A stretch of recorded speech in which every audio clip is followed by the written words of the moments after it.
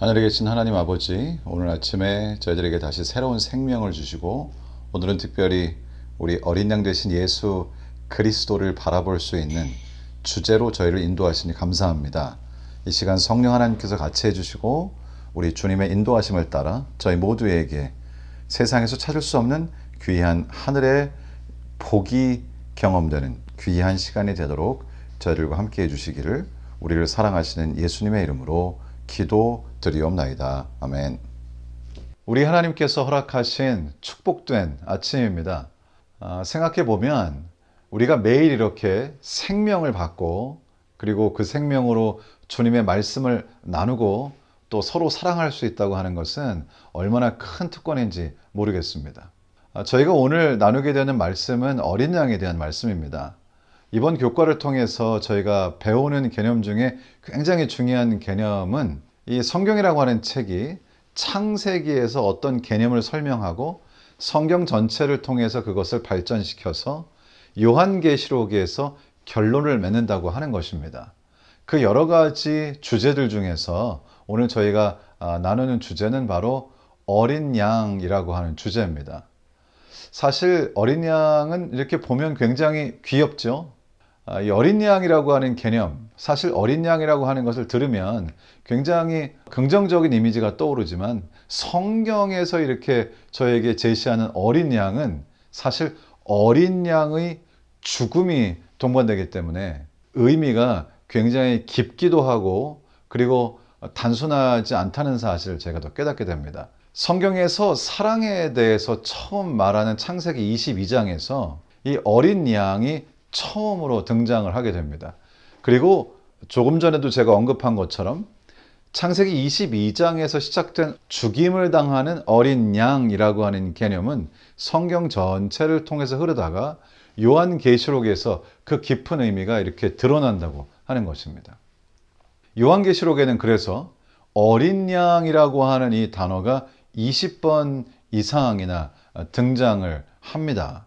특별히 그 중에서 아주 핵심이 되는 어린 양이 주인공이 되는 곳이 있는데요. 바로 요한계시록 4장과 5장입니다. 요한계시록 4장과 5장에서 요한은 하나님의 보좌를 보게 되고요. 그 하나님의 보좌를 보는 그 장면 전체의 중심에 바로 어린 양이 있습니다. 그래서 이 어린 양은 창세기 22장에서 시작되어 죽임을 당하는 어린 양으로 시작되어 6월절 어린 양, 역시 죽임을 당하는 어린 양이죠. 출애굽기 12장 6절 말씀에 있는 것처럼 죽임을 당하는 어린 양의 모습으로 일관되게 성경이 흐릅니다. 특별히 출애굽기 12장 6절에 이렇게 기록되어 있습니다. 이달 열 나흘까지 간직하였다가 해 질 때에 이스라엘 회중이 그 양을 잡고, 그래서 이렇게 창세기, 출애굽기, 그리고 성경 전체를 통해서 흐르던 이 어린 양이라고 하는 개념은 특별히 요한계시록 5장에 와서 인류 역사의 가장 중심에 있는 구속의 역사를 이루는 가장 핵심 인물로 그렇게 등장을 합니다. 일단 7절 말씀, 그중에 7절 말씀을 읽으면 이렇습니다. 어린 양이 나와서 보좌에 앉으신 이의 오른손에서 두루마리를 취하시니라. 이 계시록 5장의 말씀의 내용은 하나님께서 오른손에 두루마리를 이렇게 가지고 계시는데, 누군가 그것을 받아서 펼쳐서 읽고 선언해야 하는, 그래서 우리가 추측하기는 인류의 구속과 해방에 관한 그런 문서인 것처럼 보이는데, 바로 그 문서를 받아서 읽고 선포하여 효력이 있게 할 어떤 인물이 필요한 것입니다. 그런데 바로 그때 등장하는 분이 어린 양입니다. 어린 양 되신 예수 그리스도시죠.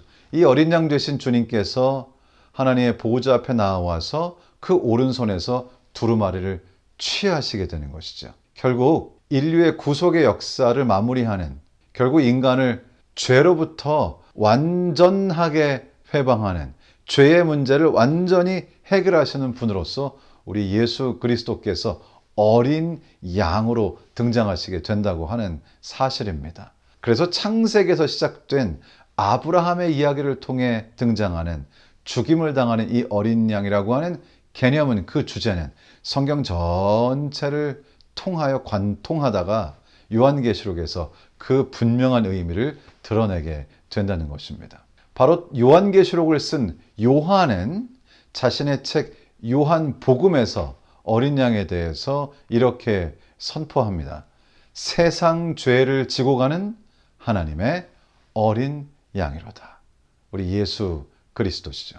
이러한 모든 실마리를 함께 엮어보면 하나님의 어린 양이신 예수께서 우리의 대속자라는 사실이 분명해진다고 하는 것입니다. 그래서 성경을 우리가 어떻게 이해할 것인가? 성경은 창세기에서 소개된 한 개념을 가지고 성경 전체를 관통하면서 점점 그 의미가 확대되고 그리고 깊어져서 요한계시록에 와서 그 모든 개념들이 함께 엮여서 종합적인 그 개념의 그림을 저희에게 보여준다고 하는 것입니다. 저자께서 이번에 이 부분을 다루신 것은 아마도 요한계시록의 내용이 어떤 식으로 이해되어야 하는가라고 하는 것을 저희들에게 보여주시기 위해서 그렇게 하신 것이 아닌가, 그런 생각이 듭니다. 앞으로 저희가 이제 계속 공부를 해가면서 더 깊은 빛들을 볼 텐데 굉장히 기대가 되는 그런 한 기입니다. 한국에서 있었던 일인데요. 어떤 분이 이제 불법 주차를 해가지고 딱지를 띄게 되셨어요. 그런데 누군가가 그 딱지를 가져다가 불법 주차 과태료를 대신 내주신 거예요. 나중에 그 사실을 알게 되었을 때 이 주차 범칙금을 받게 됐던 이 분이 고마웠을까요? 정말로 너무나 고마워서 와, 요즘도 이런 분이 있구나 그러면서 마음이 너무나 따뜻해졌다는 것입니다. 사실 누가 나 대신 주차 범칙금만 대신 내줘도 이렇게 마음이 좋은데, 우리 예수 그리스도께서는 나의 죄를 위하여 내가 죽어야 할 죽음을 대신 죽어 주셨습니다. 화인여사께서 말씀하신 것처럼 우리가 매일 그분의 십자가를 명상하고 예수님의 마지막 장면을 묵상하는 것은 너무나 큰 축복입니다. 우리가 예수 그리스도의 죽음의 의미를 더 이해하면 이해할수록 저희 마음이 얼마나 따뜻해지는지요. 우리가 하루를 살아갈 수 있는 너무나 큰 힘을 얻게 된다는 것입니다. 여러분, 오늘 하루를 사실 때 죽임을 당하신 어린 양, 우리를 위해 죽으신 예수 그리스도의 사랑이 여러분을 따뜻하게 하는 귀한 하루가 되기를 우리 주님의 이름으로 축원합니다.